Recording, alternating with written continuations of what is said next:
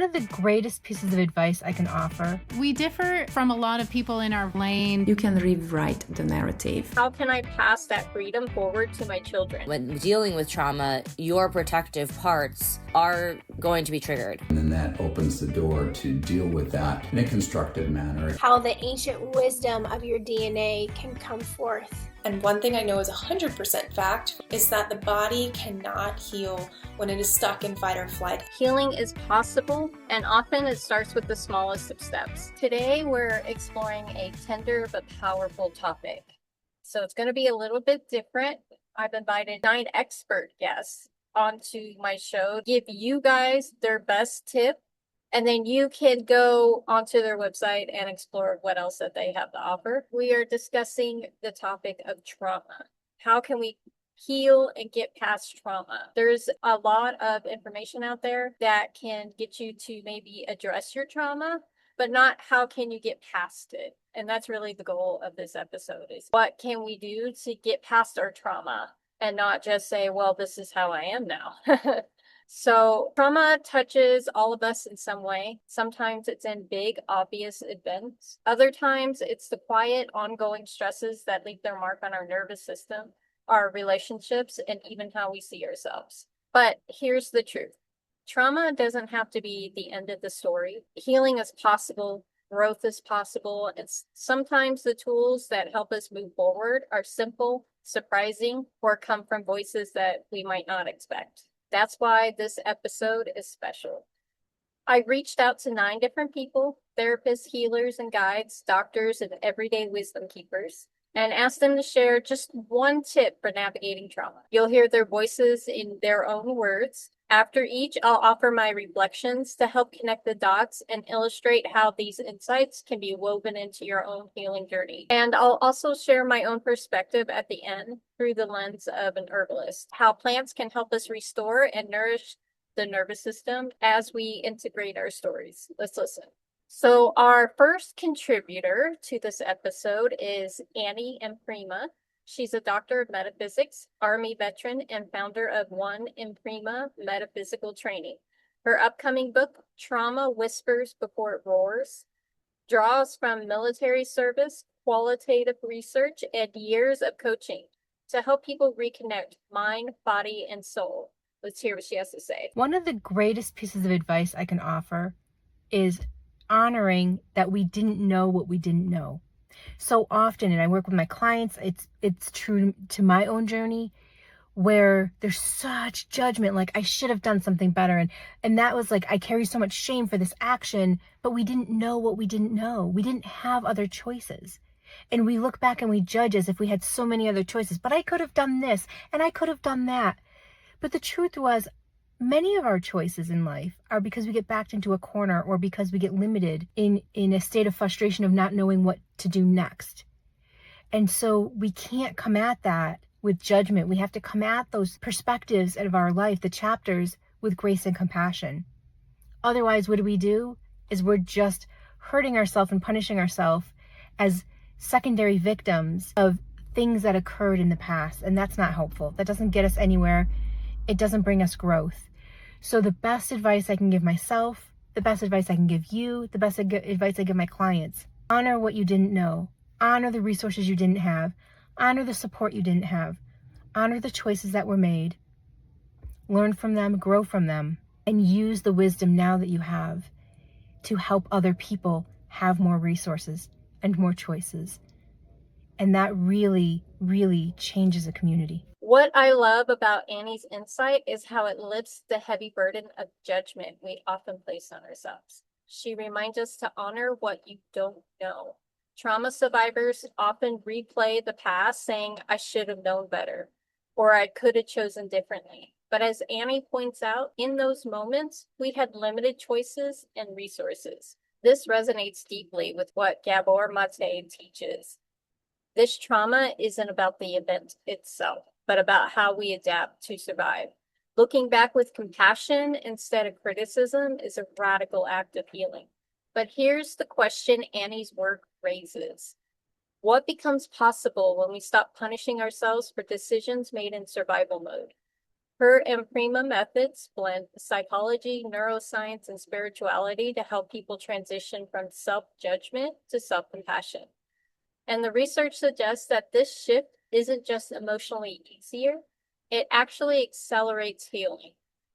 When we're not fighting ourselves, what energy gets freed up for genuine transformation?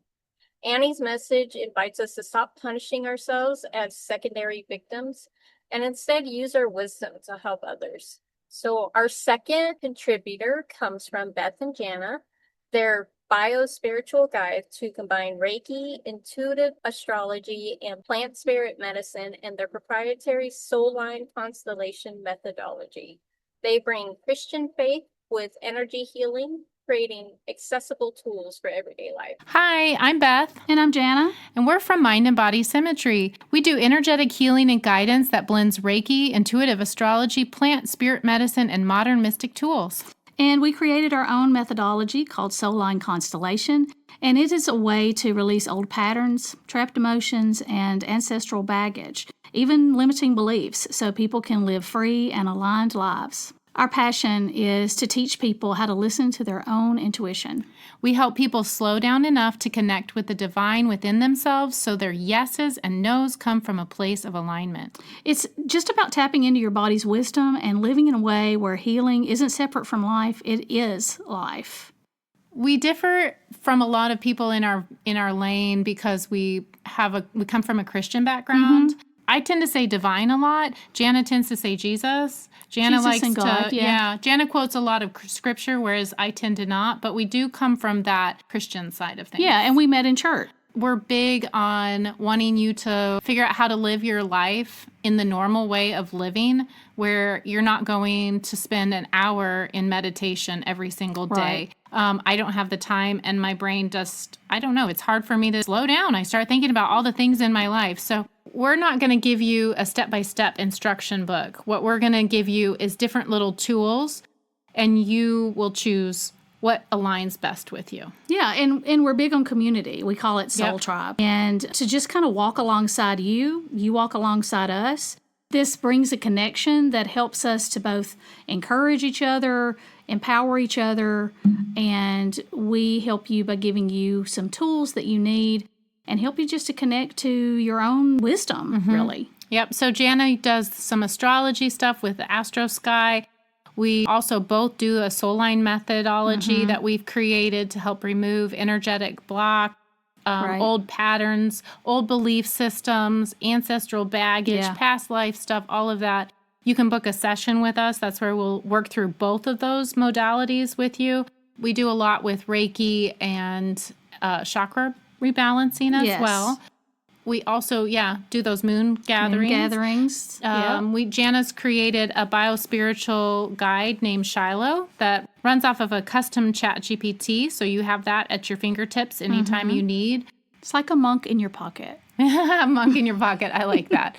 So there's just a lot of different modalities that we like to include in our healing sessions with you. And then the different things that we like to provide for you. That kind of sums us up in a nutshell, doesn't it? Yeah, it does. In a big nutshell. Yes. We kind of hit a lot of different angles. But but we're Sagittarius risings, and in Human Design System, we are both manifesting generators. And if you know anything about those two things, just know that we do a lot of things. Yeah, a lot of things. In big, bold, adventurous ways. Yes. And then we are big on no hustle. Oh, no. Less hustle, less grind, more soul. Yep. That's been my thing. Yep, that's us. And so if you're into that kind of thing, you're part of our community. You'll mesh with us well. We'll teach how to muscle test, how to realign the chakras, different meridian points, all those different things as well, built into all of the astrology stuff too. Yeah, and just tap into the world around you because we believe the divine is always speaking if we just slow down enough to We forgot about the plant medicine too. Jana does a whole bunch of plant medicine stuff, has been teaching me all that. Not so much, you're not ingesting the plants. Yeah, not that you can't, but it's more of just the energy of the plant, to just have the energy of the plant around you, see what's growing around you. Sometimes I feel like we go looking to faraway places when what we need and the medicine we need is really right there. Yeah, just the energy of that plant. But we'll get into more of that. if you get to know us. All right, I think that's it. Okay, thanks. Bye. Bye. Beth and Jana remind us that healing doesn't have to be a grand, complicated practice. It's about weaving it into everyday life. They emphasize intuition, community, and practical tools, not rigid, hour-long routines that most of us can't sustain. This aligns with Peter Levine's somatic experiencing work, where he emphasizes small, consistent acts of tuning into the body as the path to nervous system repair. Trauma recovery doesn't always look like sitting in a meditation cushion for hours. Sometimes it's noticing how a plant outside your window supports you, or taking 3 breaths before saying yes to something. The integration of ancestral patterns through their soul line methodology aligns with emerging research on epigenetics, how trauma can leave lasting molecular marks that affect future generations. What I find especially powerful is their emphasis on community, what they call soul tribe. Healing trauma in isolation is hard. Community helps us regulate, belong, and find mirrors of wholeness. Our third contributor is Blanka Molnar. She's a family constellation practitioner and conscious parenting coach. She helps families heal multi-generational trauma and create freedom for our future generations. Hello, my name is Blanka, and I'm a family constellation therapist and the founder of Awareness, a company dedicated healing multi-generational traumas reaching 7 generations back. My best tip and advice on healing and dealing with trauma is to reframe trauma into transformation. What does it mean? Healing isn't about just what happened to you. It's also what do you do about the trauma and who you became through healing the trauma. With conscious work, you can rewrite the narrative. Instead of seeing yourself as a victim, acknowledge the resilience, the strengths that emerge through and as a result of the trauma and the healing. Find meaning in your experience. It can become a gift that you pass forward, breaking cycles for the future generations. This is where deep healing becomes generational freedom. When you heal, don't you just heal yourself, but you heal your whole lineage. Blanka offers a profound shift, seeing trauma as a potential seed of transformation. Her words echo Viktor Frankl, who taught that we can endure suffering when we can find meaning in it. Instead of remaining stuck in the story of being a victim, Blanka reminds us to ask, what strength emerged because I went through this? What resilience did I gain? And importantly, how can I pass that freedom forward to my children, my community, or even the generations yet to come? The multi-generation aspect is vital. Family constellation work operates on the premise that family systems carry unresolved traumas that affect descendants. When Blanka says healing yourself heals your whole lineage, she's describing what researchers call intergenerational trauma repair, breaking cycles so future generations inherit resilience rather than wounds. Our fourth contributor is Danielle, a therapist in training who shares her insights from internal family systems, or IFS, a model that views the psyche as composed of different parts, each with their own perspectives and protective functions. Let's hear what she has to say. Danielle Z here, MFT in the making, motivator, and mental health maven. My tip for dealing with trauma is to definitely work with a therapist. Maybe I would hope a marriage and family therapist, but I know also too, other therapists are licensed and trained in this model. It is a model of therapy called internal family systems, where you think of yourself and parts of yourself. So you think of yourself as a system. So in this kind of therapy, you define your core self, which is your natural essence, which is sheltered by damaged parts, and which makes you feel safe. Your core self feels calm, confident, curious, center, created, playful, adventurous, and very stable. But what happens when you are traumatized or experience trauma, this trauma comes out in these other parts, which we call managers, firefighters, or exiles. And defining where this trauma is coming out, whether it's a manager, which is their protective parts, right? So managers and firefighters are protective. Managers kind of run the daily life. They create illusion of safety with your inner critic. As I said, they're protective, they're proactive, they like to control. Examples of managers in people could be People pleasing, perfectionism, anxiety. These are also all trauma responses as well. So just keep note of them and recognize them, that these are your managers. Your firefighters are also protective parts, and they are automatic. Think of a firefighter coming in and fighting a fire. They're like first responders, and they hit when something comes too close to home. So when you are traumatized by something or triggered by something, sometimes you react and a firefighter comes out, and it creates this illusion of stability and tries to distance you from the pain that you're going through. This could come out in anger, addictions, obsessions, like binges, just lashing out on people. These firefighters can come out, because as a protective measure and as a trauma response. And I want to remind everybody that when dealing with trauma, your protective parts are going to be triggered, unfortunately.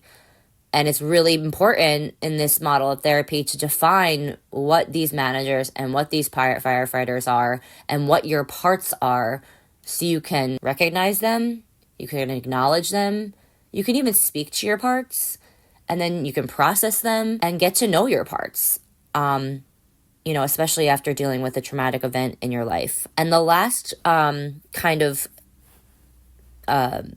role in IFS are your exiles. These are not protective parts, but these are hidden wounds and extremely traumatized parts that we call them exiles because you put them in the basement. And feelings like, I'm not good enough, abandonment issues, shame, these are pretty deep rooted. So this is when trauma has lived in your body for a long time. And these exiles, I would suggest working with a therapist to talk to these exiles and try to heal them, because they're really your core wounds. So that's my tip on dealing with trauma, is to focus on this model of therapy called Internal Family Systems, IFS, and think of yourself as parts.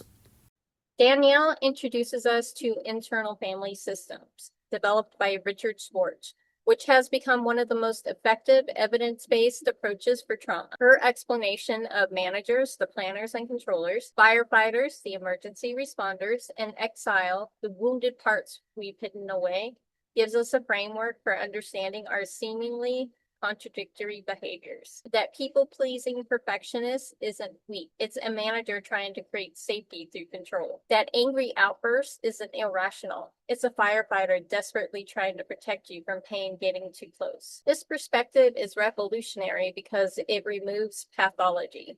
There are no bad parts.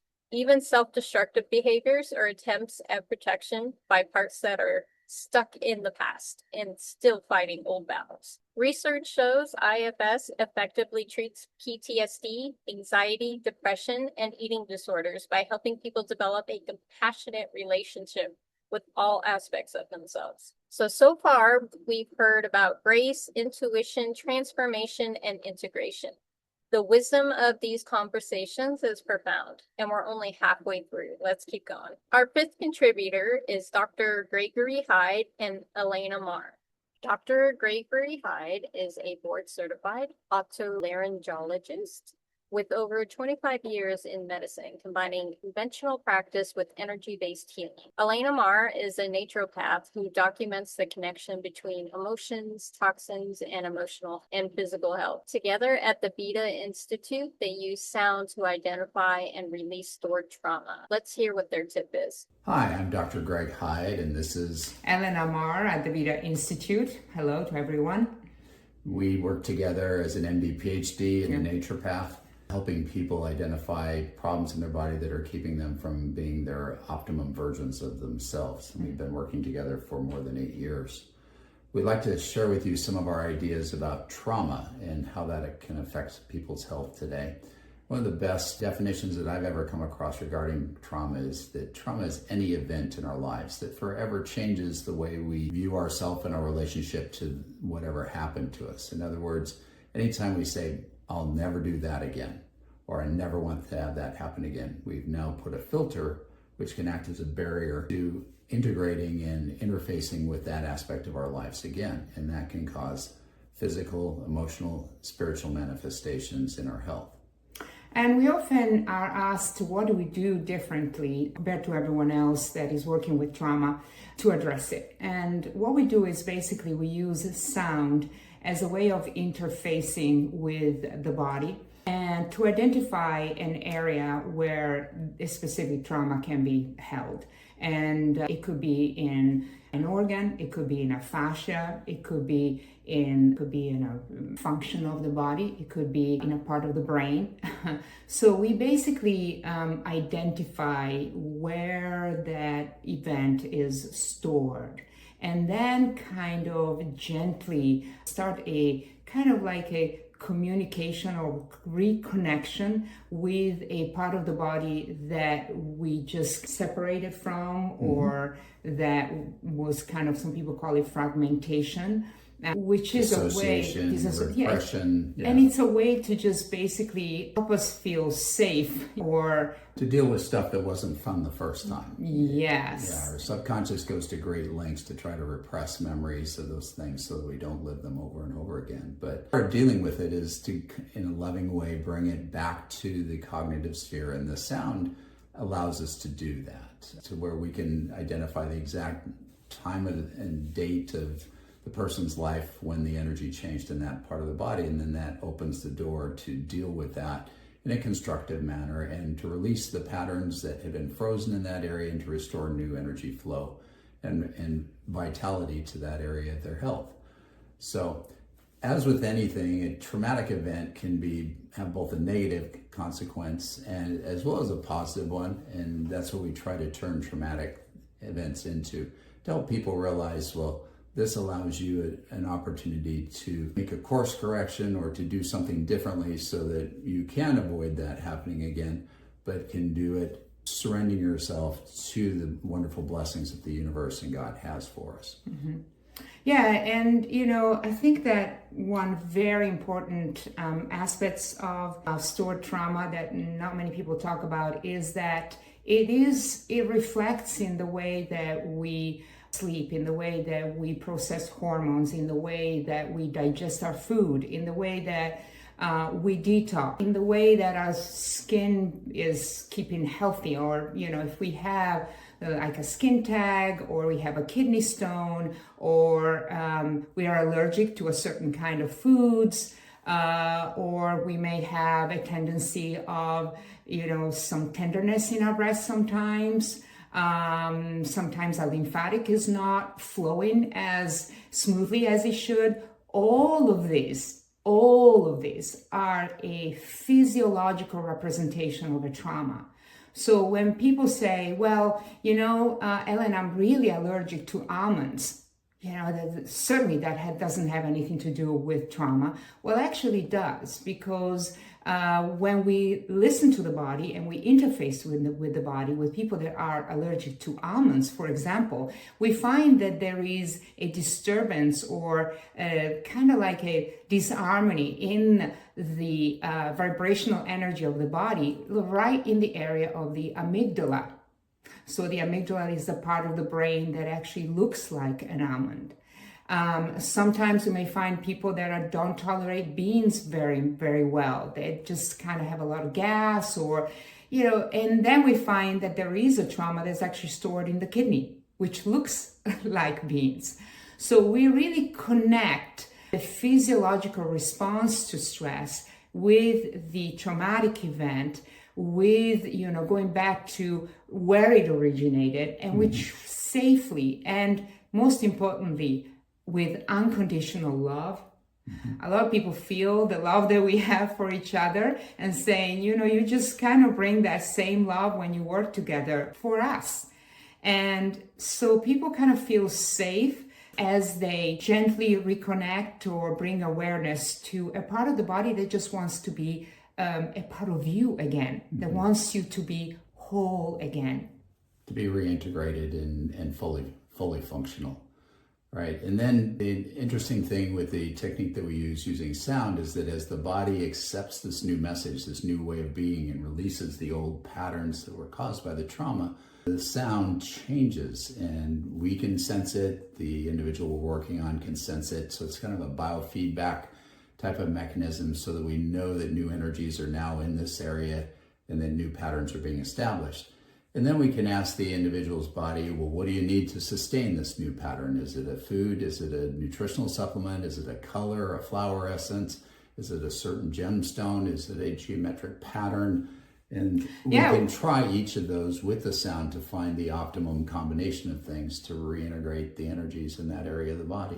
You remember the case with the onion, and we had a client that basically, had a really traumatic event when he was like very, very little, very young. Yeah. And remember that ever since that moment, he said, I will never cry again. And he was severely, severely allergic to a food that actually makes us cry when we cut it.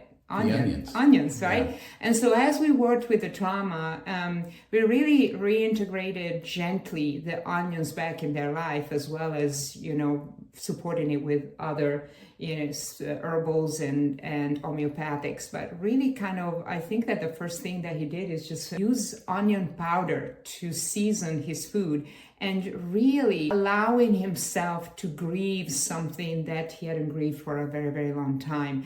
And so it's the only way that he was able to then slowly reintegrate the onions and not having the onions kind of have such a strong reaction in his body.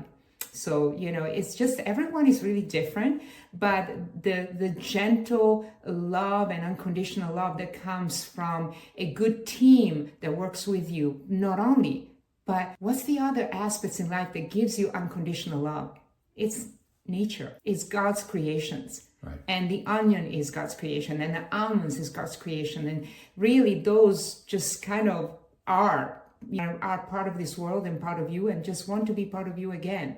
So this is kind of like how we really find a way to gently bring awareness to a part that's in you and that's outside of you, is part of nature that wants to be whole again. Right. So if we can be of assistance to anyone, you can reach us. Our email is happytohelp, all one word, at Vita. I'm happy to help.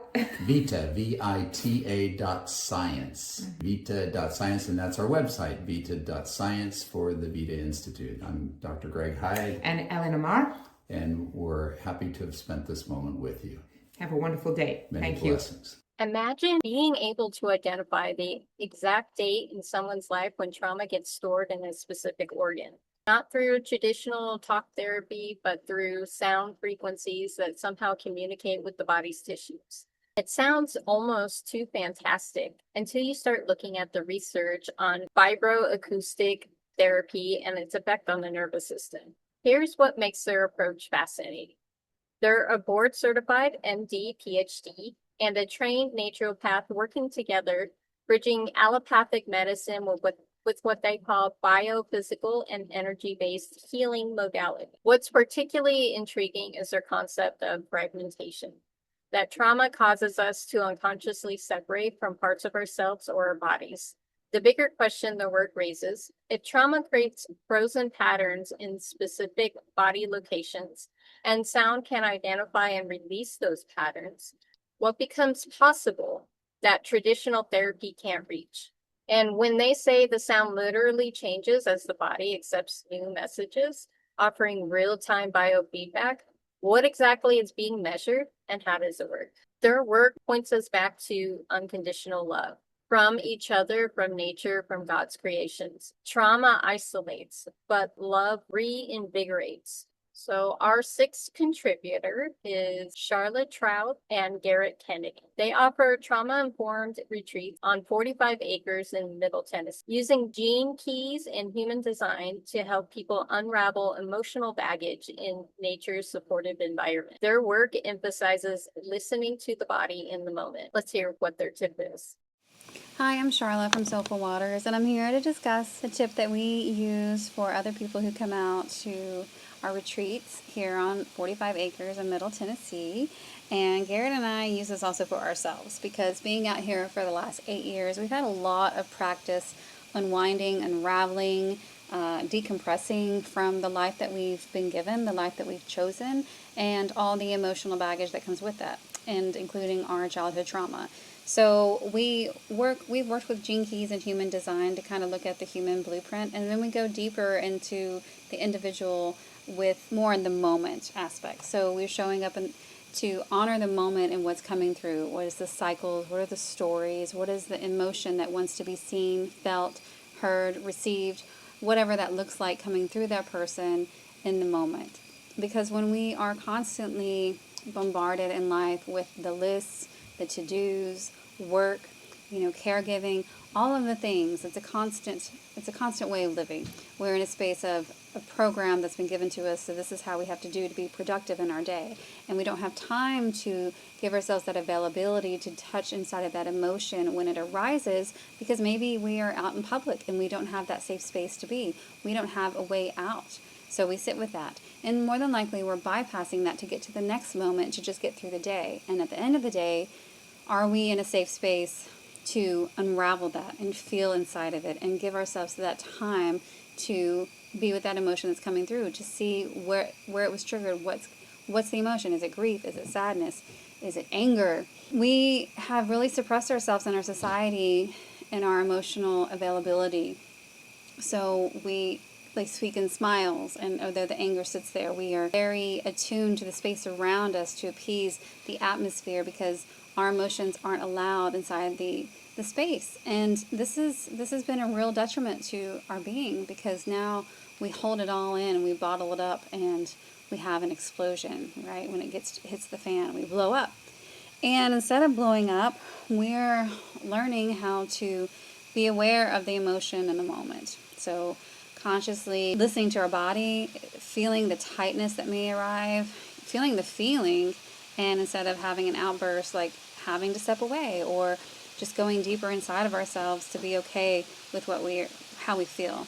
And if we're not, then we have availability to speak about it. So this is what we're also offering for others, as a space for them to have a safe space to sit with. They're very supportive environments we listen to. We need to be listened. We need to be heard. We need to be received. And then we can go deeper inside of it once we feel safe and supported. And that is really an ultimate expression of ourselves that's needed, is to feel supported, nourished, and nurtured. Nature does that automatically, but I know that people can't be out in a park or out in the nature all the time. So it's really about giving them that fundamental, by that decompression of being here, or anywhere per se, if they are, and that have that time to go to a park or whatnot in the city, and start listening within. So it's like a tool to start listening within you to discover what's being felt. So that trigger that comes up is an action, it's a word, it's social media, something is there. And then we have an emotion behind it, and we usually want to blame others for it, that emotion, because it's coming from us, but we don't know where it's coming from, and we usually blow up the space with it. So it's really about taking the time for self to come into our bodies and feel inside of it and be held in the moment with our expression. And then we get to unravel what the story was, maybe the event that occurred in our life, maybe that we weren't listened to as a child, whatever it was may be. And so our voice has been blocked, and so we hold everything in, and we don't feel so good a lot of the times because we're constantly holding in ourselves. So it's about this tip. It's more of a lifestyle. It's not this thing that's a program that can say, here, I can fix you, because we believe that we are the key to our own healing. The medicine is within us. We just need that time, that space, that availability, that decompression, that outlet, and find ourselves once again and continue the process and continue the practice, because it's not instantaneous, and the onion is always unfolding. I think, as we all know and understand. So I really appreciate the availability to speak about what we are doing here, what we're doing for ourselves. And it's really opened us up so much. And I'll speak for myself, because I never knew I had emotions so deeply. I was just hold it all in. It held it all in. That was my program, was holding it all in all the time. And now I'm able to speak about it. I'm able to speak freely and not judge myself inside of it, and just speak so openly, and more about just the feelings. And for me, that's a miracle, because I was always fine. So I am I am feeling fine right now, but I do have the space and the availability to talk about it. So I do feel supported now. And I feel supported not only by my partner, but by myself. Like, I feel more value for me and that worth. And that's ultimately, we want to help others find that inside of them. So giving the gift of their self-expression, awakening that person within them that is ready to view the world and be inside the world a little differently and hopefully more joyously. Thank you very much.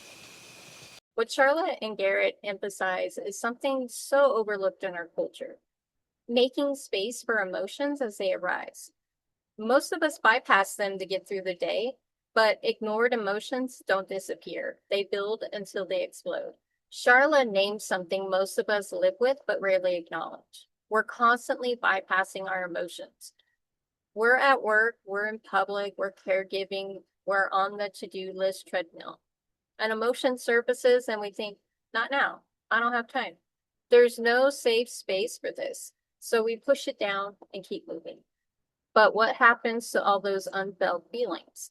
Research on emotional avoidance shows clear links to anxiety, depression, and physical health problems. What we don't express gets impressed into our tissues, our relationships, and our reactivity. Here's what makes Sharla and Garret's work at Sofa Waters intriguing.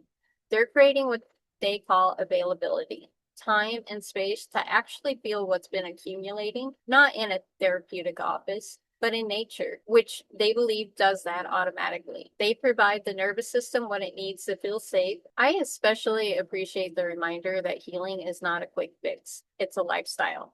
They describe it as an onion always unfolding. There's that onion again. That humility honors the truth. Trauma work is cyclical, not linear. And nature, as they highlight, is one of the greatest allies in this unfold. Contributor 7 comes from Tena. She's a teacher, writer, and scientist who transformed her relationship with trauma after losing a newborn and raising a daughter with disability. She helps people break free from victim mentality through sovereignty and self-directed compassion. Hello and welcome. Here is my tip how to deal with trauma, how I survived my own traumas. First, I allowed myself to feel what I feel. If I wanted to cry, I cried. If I felt the anger outburst, I allowed myself anger to go out. But you know what? It is very challenging to stay out of your stories because I was caught in a loop of a martyrdom. Poor mother who lost her newborn baby. I learned a technique that helped me tremendously, that shifted my reality 180 degrees. And that technique is self-directed compassion, where your higher self, divine self, is giving compassion to a wounded part of you in third person. And here is how it goes. When I felt something is rising, emotion or crazy story that perpetuated my emotional state, instead of going into story, and by the way, I learned it from teachers, I stayed out from my stories in neutral observer state, and I gave myself compassion for whatever rised. It goes like this. I'm so sorry you're sad. I'm so sorry your life is in a mess. I'm so sorry nothing works for you. And I was feeling, and when sadness turned into anger, I said, I'm so sorry you're angry. I'm so sorry you're angry because the world is unfair, and so on. Process usually takes about 15-30 minutes, maybe sometimes 10 minutes, and the longest process with myself took around 40 minutes. I went to a safe place because the point is not to involve others in your own drama, because you can deal with your own trauma and no one can save you, no one can help you. You are the only one who can change your reality. So I went in a safe place. I felt around, allowed myself all that frustration to come, and I was giving myself compassion, and I fall apart, with tears, and I allowed myself everything to go out. And in one moment, it just stopped, like emotions are released. What I learned and what works is that feeling is healing. That is the first step. Allow yourself to feel. The second step, get out from your story. The third step, you can do it. You can recreate your reality because you are the one who co-created it.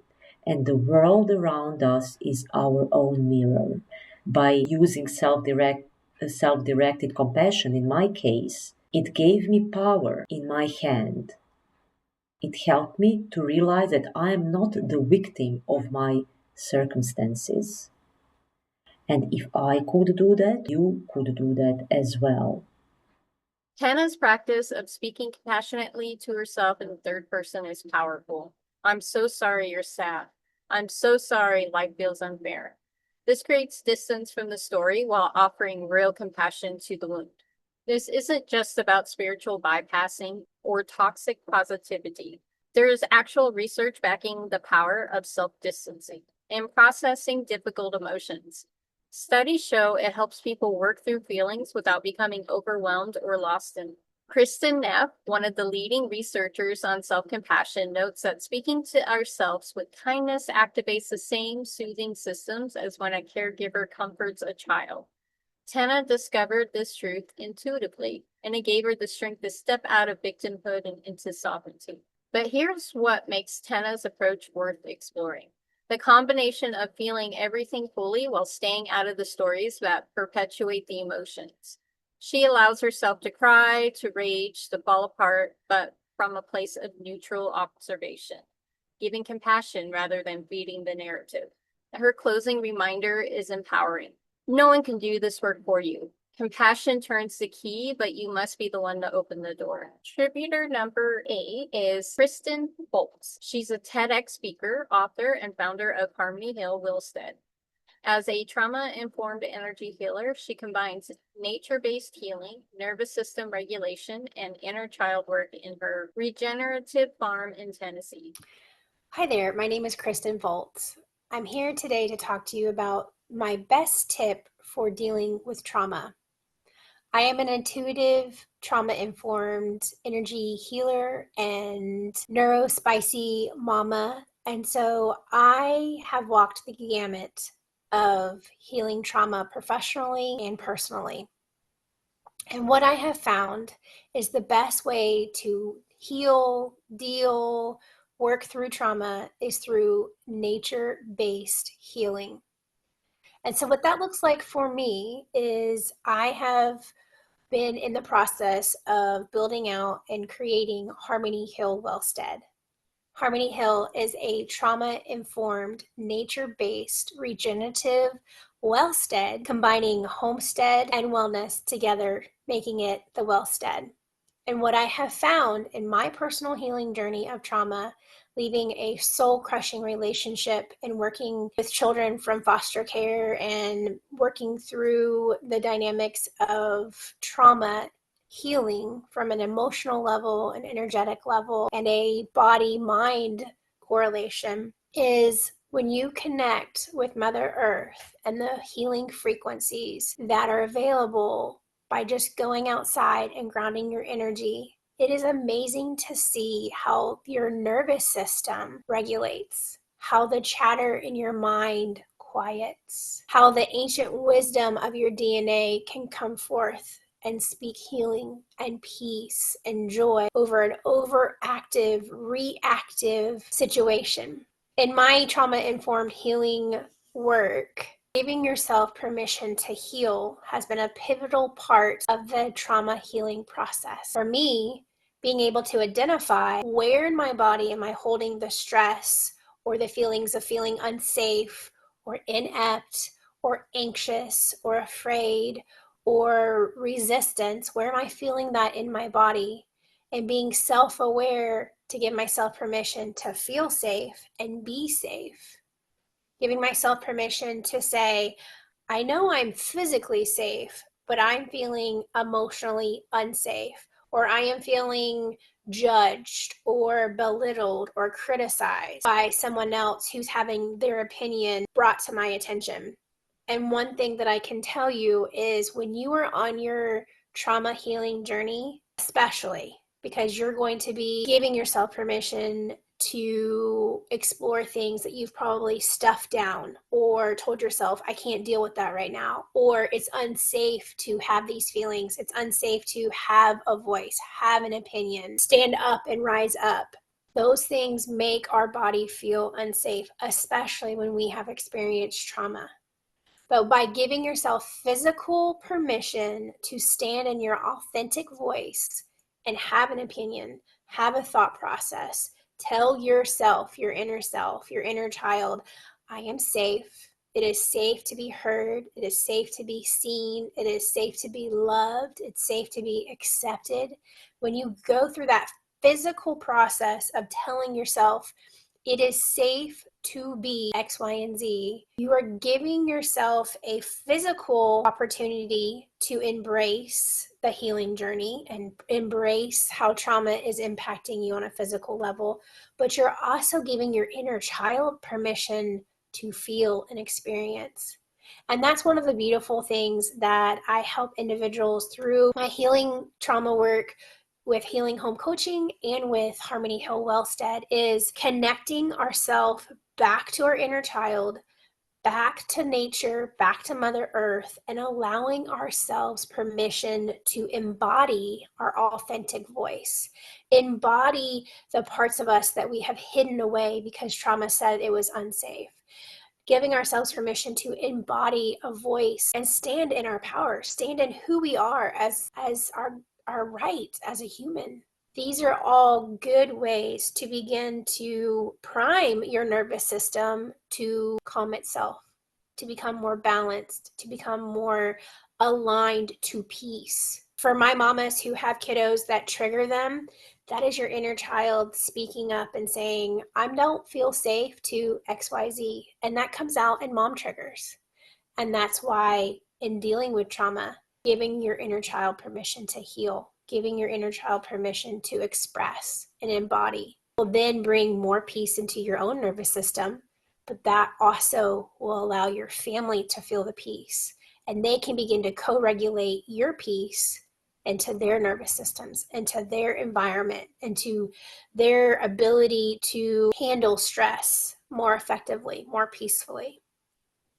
So hopefully that has helped give you a perspective of allowing yourself permission to feel where the trauma is in your body and giving yourself permission to heal through the messy parts of the trauma healing journey. You can connect with me further at healinghomecoaching.com, harmonyhillwellstead.com. I would love for you to follow our journey and how we use holistic regenerative glamping to then create community supports and teaching survival and trauma healing and things from the ancestors in a beautiful umbrella of healing, wellness, regenerative living, and communing with Mother Nature. Thank you so much for listening. Kristin Folts. I look forward to connecting with you further in your healing journey. What does it mean to give your inner child permission to heal? Kristin talks about this as if it's a concrete physical practice. And at her Harmony Hill Wellstead, she's built an entire regenerative farm around creating the conditions for that permission. Nature-based healing combined with nervous system regulation can do what traditional therapies sometimes can't. When you ground your energy in the earth, she says your nervous system regulates, your mental chatter quiets, and the ancient wisdom of your DNA can speak healing over reactive patterns. That's a big claim, but research on forest bathing and grounding, which is direct contact with the Earth's surface, does show measurable effects on cortisol, inflammation, and heart rate variability. The question is whether this creates lasting change or temporary relief. She teaches people to identify where in the body they're holding stress or feeling unsafe, not just noticing, I feel anxious, but I feel unsafe in my chest, or I feel judged in my shoulders. Here's where it gets particularly interesting for parents. Kristin notes that our children trigger us because our inner child is saying, I don't feel safe. This reactivity we feel with our kids isn't really about them. It's the unhealed parts of ourselves activating. When we heal ourselves and learn to regulate our own nervous systems, our children can co-regulate with their peace instead of their reactivity.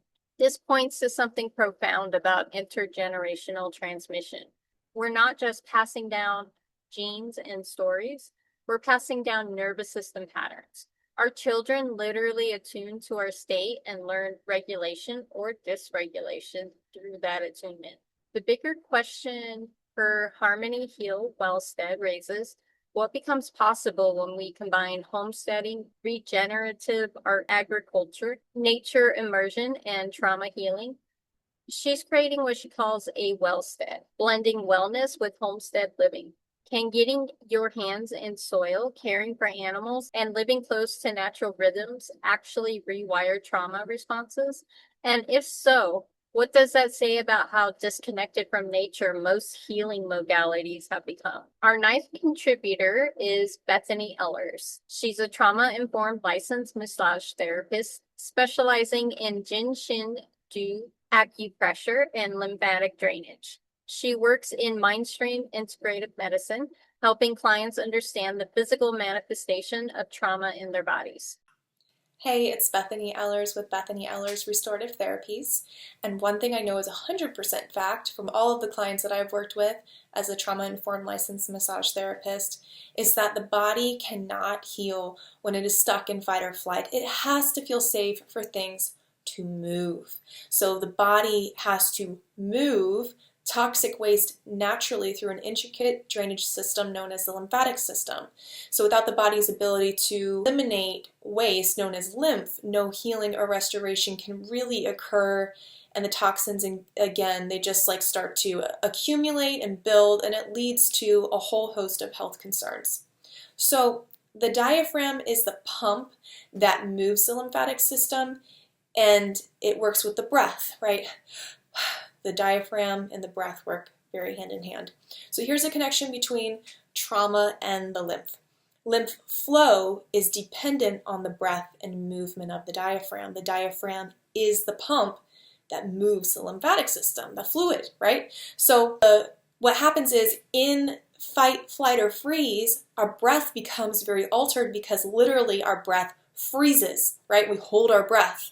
And it took an immense amount of time and attention for me to become aware of the fact that I was doing that very thing myself, and it's taken me time to reprogram the way that I breathe. And it honestly, it's gonna take people quite a bit of time and attention to do the same. A lot of my clients, they've got the same story, holding the breath up in their neck and shoulders, which are accessory muscles, fight or flight. And so what this does is, simply put, it tightens the muscles and it tightens the diaphragm, and then it creates a very shallow breath that can't go all the way down into the belly, which is where it should be. So that's a recipe for a deep lymphatic block, which is always tied to deep emotion, something being stored away. So what is my tip for dealing with trauma? Two things. Every morning, make sure that your lymphatic channels are opened in the proper order. And yes, there is an order to this, which I will show you, and I'll give you a step-by-step. You'll see here in a second. And this technique was actually created by Dr. Perry Nicholson. It's called the Big Six. I'm sure you've seen it on Instagram. It's become pretty popular. And number two, when you do this, remember to breathe in through the nose for a count of 4 seconds and out for 6 seconds. Nose or mouth on your exhale, just take your pick. Don't make it complicated. Just make sure that your exhale is longer than your inhale. And again, keep it simple. Get that physical pressure moving, get it back in flow. And now I'm going to go ahead and show you how to do this. And it's only done once a day, and it takes no time at all. Hey friends, I'm going to show you now how to do the Big Six. And you'll do them for about a count of 10 each spot. And remember to breathe in through the nose and exhale out through the mouth, making your exhale longer, okay? So the first area is going to be the collarbones, above and below, that big bone right here. So you can go ahead and do both at the same time or just do one. Up to you. Count of 10. Lightly, doesn't have to be too deep. Number 2, 2 hands, 2 fingers. All right, so behind the ear here, you're going to start pulling down. This feels wonderful. If you have any sort of sinus stuff or buildup, phlegm, feels amazing. Jaw tension. Right, number 3, it's going to be the pits. Everyone knows that as the detox. All right, pump, pump, or you can do both. All right, abdomen is number 4. I really like getting this part here first, right under the diaphragm, because that's the sternocleidomastoid, very, very, very important area for your lymph. Or you can just do this. Count to 10 seconds or 10 swipes. Then we're going to number 5, which is the bikini line, the inguinal nodes. And just kind of massage in there, or this is my favorite actually. Really great for low back problems, hip problems. Helps women with infertility, to be honest. Very, very important area. And then knees. Pump, pump, pump, pump, pump.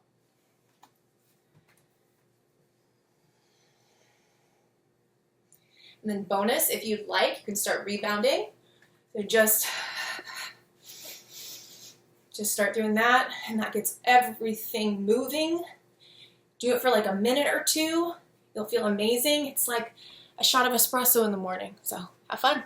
Bethany connects trauma directly to lymphatic flow. The lymphatic system clears cellular waste and supports immune function, but unlike your cardiovascular system, it has no pump. It depends entirely on diaphragmatic breathing and movement. As an herbalist myself, this insight gives me a lot to work with because there's a lot of herbs that improve the extracellular matrix, otherwise known as the liquid or the ocean that flows through your lymph nodes. Think about how your allergies, your chronic inflammation, your mysterious health issues that don't respond to treatment, what if they're at least partially due to emotional trauma, creating a physical blockage in your draining system? And that draining system is the lymphatic system because it's literally cleaning your blood. So I don't want to get overly technical, but your blood is constantly creating new cells, and the ones that die off, they have to go somewhere,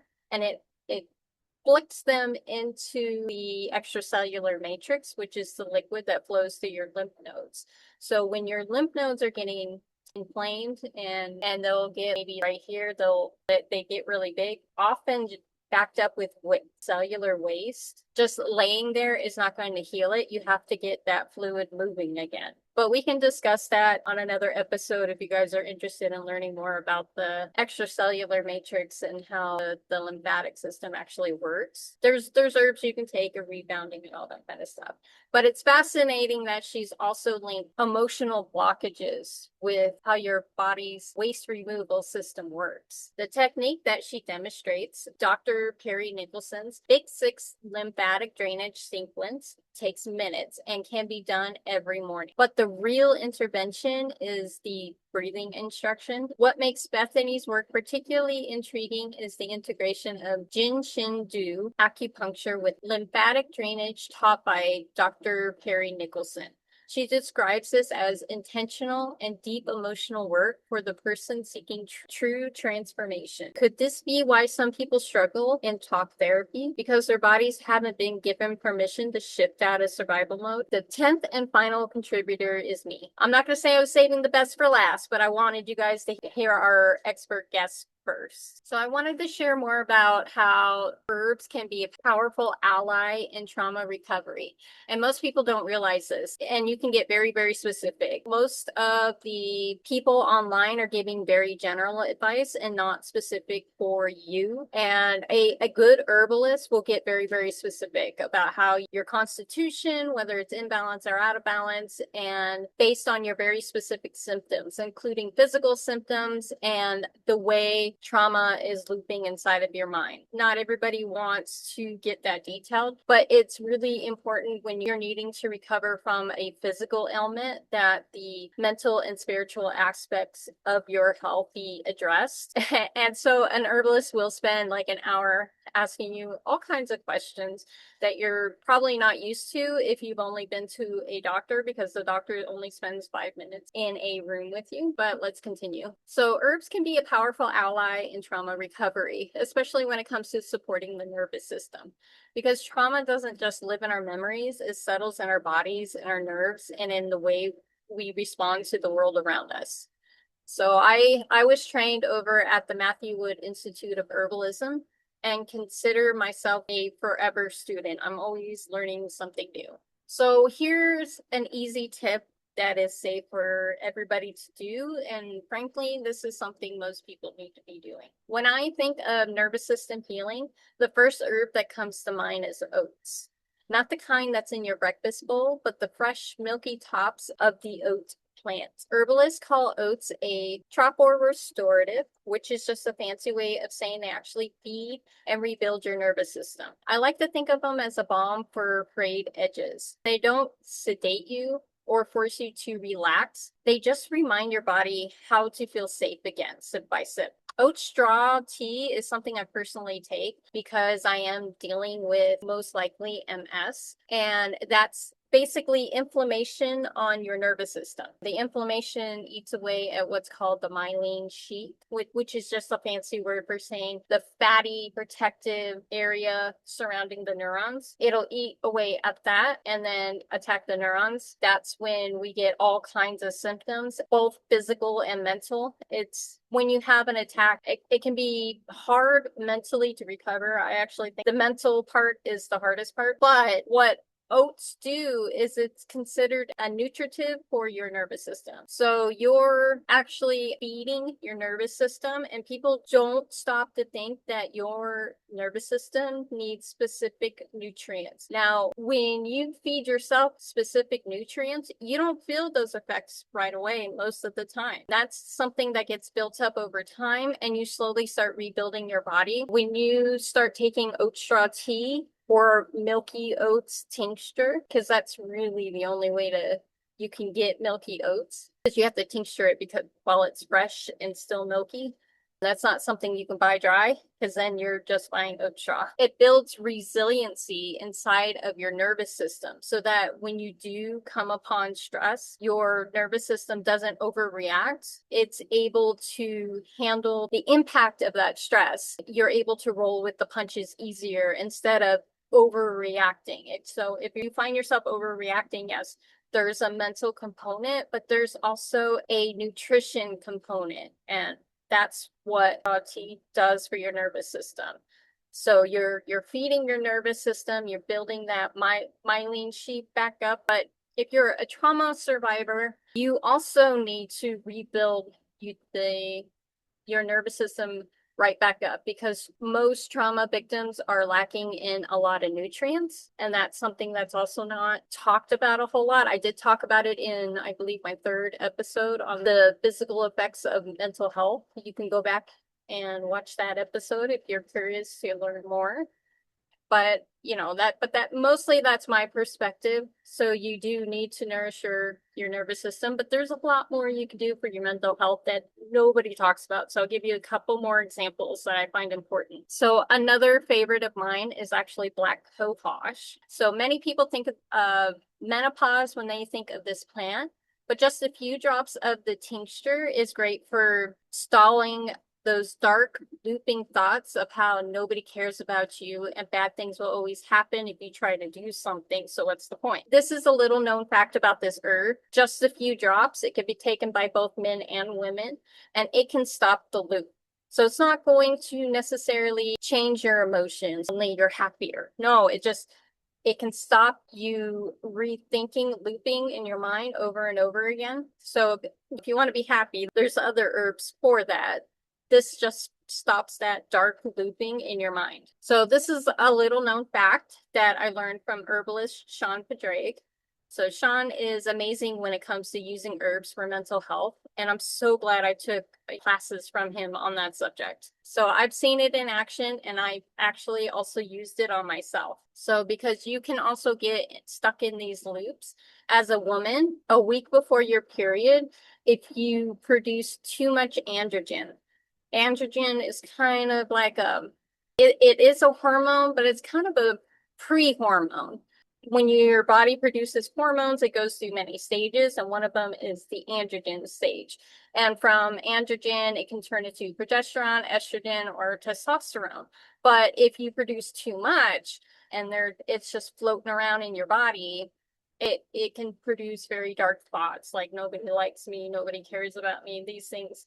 And so that can show up a week before your period. And if that's happening, you probably want to take black cohosh to get that hormone back in line. I realize that I probably need to do an episode on hormones because there's a lot that you can know about your hormones without ever taking a test, and it'll be based on your symptoms. Example that I just gave is one of the great examples of that. So my final example is actually using albizia flower or albizia bark. This comes from what's commonly known as the mimosa tree. I love the pretty little pink flowers on that tree. But this can bring joy into your heart when circumstances feel too heavy. All we have is this moment. Getting stuck in the past or worrying about the future doesn't change what's happening right now and in this moment. And how to know if you need to use the flower or the bark is some people actually get freaked out. A plant or some substance suddenly makes them very happy. Like it freaks them out because they're not used to feeling that level of happiness. And so with those people, you want to give them the bark. The flower, if you're somebody who's used to feeling like, maybe happy and bubbly or just, joking around and stuff, then go ahead and take the flower because the flower is more that vibe. Emotionally, there's other herbs for the heart if there's physical problems, but I mean emotionally. So what I love about these herbs is that they don't override your system. They support it. They work alongside therapy, alongside breath work, alongside all of the practices that we heard today. Herbs remind us that healing can be as simple and tangible as making tea. It's a way of telling your nervous system, you're safe now. After hearing all of these incredible voices and sharing my own herbal perspective, one truth really shines through. Trauma is not just about what happens to us. It's about how we meet those experiences now with compassion, with curiosity, and with support. Every contributor today offered a doorway into healing. Grace, intuition, family work, therapy, sound, safe spaces, compassion, and herbs. There isn't one right path, but together these practices remind us that we're never stuck. Healing is possible, and often it starts with the smallest of steps. I'd love to hear from you. Which insight from today's episode resonated with you the most? Do you have a practice or tool that's been a lifeline for you in your own healing journey? You can message me directly or share your reflections in the comment section on Substack or on YouTube. Your voice matters, and I'd love to weave your stories in the future episodes. If you'd like to support this work, the best way to do is subscribe to my Substack, where I share deeper dives into holistic living, midlife transitions, and tools for nervous system and emotional health. There's a free option, and for those who choose a paid subscription, thank you. It helps me keep this podcast going and allows me to bring on more voices like the ones you heard today. You can find the link for that in the show notes down below. I'm not currently taking clients as an herbalist. I haven't this whole year. And that's because one of the symptoms of MS is every once in a while, my memory isn't as sharp as it normally is. Normally my memory is really sharp and I can recall a lot of details. So I don't feel like I would give a client 100%, whereas on a podcast and writing on Substack, I can pause and think about things as soon as I remember. I can maybe finish that article or whatever. So it gives me the time that I need So that is literally my only income right now, is if you choose to support me over on Substack. So I really, honestly, I thank you to everybody who's chosen to do that for me. One more thing, if this episode touched you, please consider sharing it with a friend who might need it. Healing ripples outward when we pass it on. Thank you so much for being here, for listening with an open heart, and for walking this path of wholeness with me. Until next time, take care of your body, your spirit, and your health. And I'm going to try using the feature and link to my episode on how your mental health can affect your physical health, in case you were interested in checking that episode out. All our guests put all their links down below so that you can check out their work. Also, a couple of articles that I've written that I think you might find interesting as far as other ways to walk with trauma and heal through it. I hope that you found this episode useful for you, and I can't wait until the next time we get to do this. Bye.